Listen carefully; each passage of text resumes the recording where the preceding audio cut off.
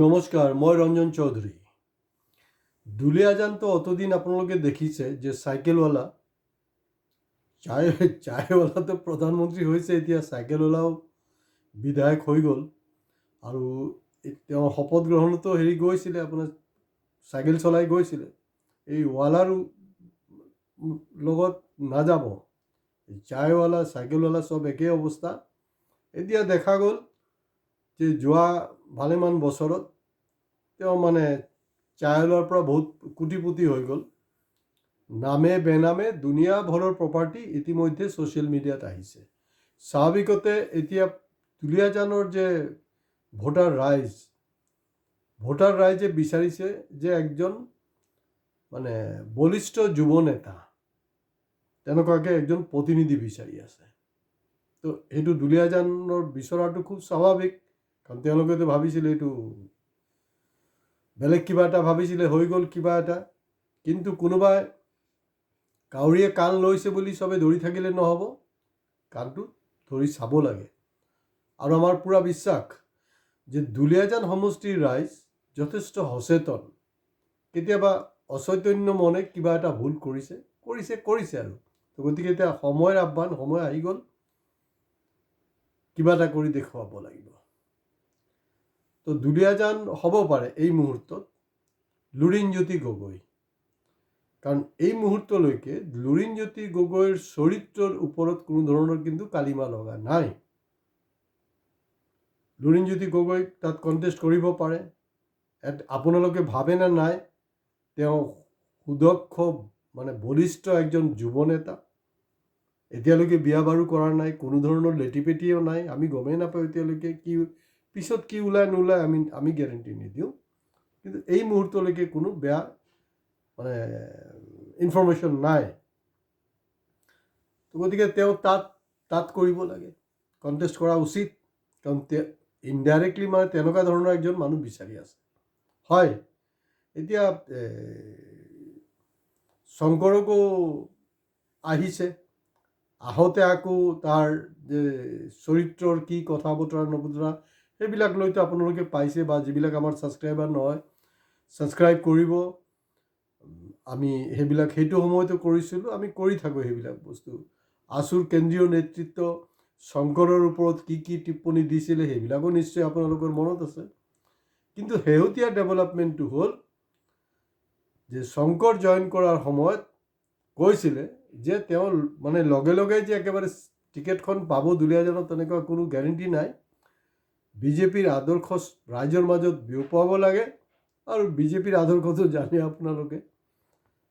তো এইটো কৰিব লাগিব, আৰু বেলেগ কোনো ষ্টৰী নাই। তাৰপিছত সেইবিলাক দেখা যায়, এই মুহূৰ্তত কোনো চান্স নাই।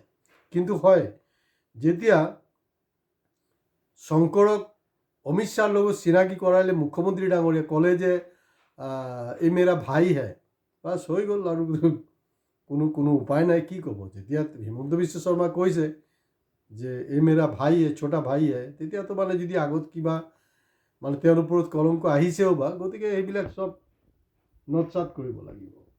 কিন্তু লুৰিণজ্যোতি গগৈ সেইফালৰ পৰা ফিট, আৰু তেখেতে 2021তো কিন্তু দুলীয়াজানত কণ্টেষ্ট কৰিছিলে। তো গতিকে সেই বস্তুটো কিন্তু তেওঁ একচেপ্ট কৰা উচিত।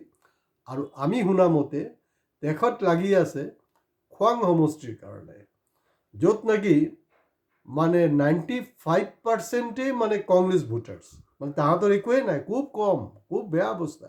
এই পঞ্চায়তত কোনোবা মেম্বাৰ হৈ গ'ল, কি হ'ল, সেইটোৰ ওপৰত একো নাই। তেতিয়া দেখোন পঞ্চায়ত ইলেকশ্যনত বহুতে ট্ৰল কৰি আছিলে, একদম উজনি ফালি দিছে, উজনি একো ফলা নাই, এই চব এনেই ট্ৰল কৰা হৈছে। আৰু গোটেই কাৰবাৰটো কিন্তু মামাই কৰি আছিলে। তো গতিকে কোনোবাই কয় যে লুৰিণ নেকি আকৌ মামাৰ মানুহ, তেওঁ কণ্টেষ্ট নকৰে, তৰংগৰ বিৰুদ্ধে কণ্টেষ্ট নকৰে নাহৰকটীয়াত। কাৰণ তৰংগ গগৈ হ'লগৈ আপোনাৰ খাছ মানুহ মুখ্যমন্ত্ৰী ডাঙৰীয়া। আপোনালোকে জানে এইবিলাক কথা, ক'বলৈ একো দৰকাৰ নাই। ঠিক আছে বাৰু, সেইটো বাদেই দিয়ক। আৰু এইবাৰ কাৰণ দুইজনে কিন্তু আছুৰ প্ৰাক্তন সাধাৰণ সম্পাদক, শংকৰ আৰু লুৰিণ। গতিকে এটা মুখামুখি এটা মোকাবিলা হ'ব লাগে। আৰু যে কোন সঁচাকৈ বলিষ্ঠ নিকা সক্ৰিয় যুৱ নেতা, সেইটো কিন্তু এইবাৰ দুলীয়াজানবাসী ৰাইজে প্ৰমাণ কৰিব লাগিব। অকল মানে ধৰি লওক ছ'চিয়েল মিডিয়াত তেনেকুৱা বিচাৰিছে বুলি ক'লেতো নহ'ব।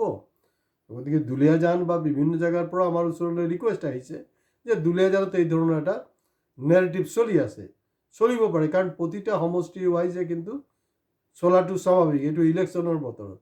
আৰু আমি ইয়াৰ আগতে আপোনালোকক কমিটমেণ্ট কৰিছোঁ যে আমি চেষ্টা কৰিম যে সমষ্টি ৱাইজ এটা আমি ব্যাখ্যা দাঙি ধৰিবলৈ। গতিকে বিভিন্ন মানে ব্যস্ততাৰ মাজতো বেলেগ বেলেগ ইস্যু থাকিব, কিন্তু তাৰ মাজত কিন্তু আপোনাৰ আমি সমষ্টিৰ যে বিশ্লেষণ, আৰু সেই বিশ্লেষণ হ'লগৈ গ্ৰাউণ্ড ৰিয়েলিটিৰ পৰা। আমি চেম্পল ছাৰ্ভে, কোনোবাই ছ'চিয়েল মিডিয়াত কি ক'লে, সেইটোৰ লগত আমাৰ কোনো মতলব নাইকিয়া। তো গতিকে এই মুহূৰ্তত দুলীয়াজান কিন্তু মোটামুটি তাৰ মানুহবিলাক সাংস্কৃতিক সম্পন্ন। অকল যে ৱেল্ড ইণ্ডিয়া থকাৰ কাৰণে পইচা পাতি আছে তেনেকুৱা নহয়, সাংস্কৃতিক মানে নেচাৰেলি এইটো সময় দেখা যাব যে কি হয়। আৰু যদি লুৰিণ গগৈ ইয়াত কণ্টেষ্ট নকৰে, যদি দুলীয়াজানত কণ্টেষ্ট নকৰে বা নাহৰকটীয়াত কণ্টেষ্ট নকৰে, তেতিয়াহ'লে কিন্তু ধৰি ল'ব লাগিব যে লুৰিণো একচুৱেলি মামাৰে মানুহ হয়, মামাৰে মানুহ। কাৰণ শংকৰো মামাৰ মানুহ, এইফালে মানে নাহৰকটীয়া যিজন আছে তৰংগ, তেওঁ মামাৰ মানুহ। এইটো দেখা যাব সময়ত, আৰু তেওঁ লাগি আছে তাত। গতিকে ইয়াৰ আগতো কিন্তু আপোনাৰ যোনটো লেটেষ্ট এটা ষ্টেটমেণ্ট আছে বদৰুদ্দিন আজমল কি বুলি কৈছে? বদৰুদ্দিন আজমল কৈছে যে হয়, মোৰ এটা বদনাম আছে, AIDF নাকি বিজেপিৰ বি টিম, আজমল নাকি বি টিম হয়, কিন্তু লুৰিণ আৰু অখিল দুটাই কিন্তু বিজেপিৰ এ টিম হয়। তো গতিকে এ টিম বিজেপিৰ না বি টিম না একেবাৰে নিকা ইণ্ডিপেণ্ডেণ্ট টিম, সেইটো 2026 ৰিজাল্ট। আৰু তেওঁলোকৰ ইলেকশ্যনৰ সময়ত বিশেষকৈ লুৰিণে দুলীয়াজানত কণ্টেষ্ট কৰে না নাহৰকটীয়াত কণ্টেষ্ট কৰে, সেইটো আমি কাৰণে অপেক্ষা কৰিম। নমস্কাৰ, আজি ইয়াতে শেষ কৰিছোঁ। লাইক কমেণ্টছৰ লগত প্লিজ আপোনালোকে ছাবস্ক্ৰাইব কৰিব।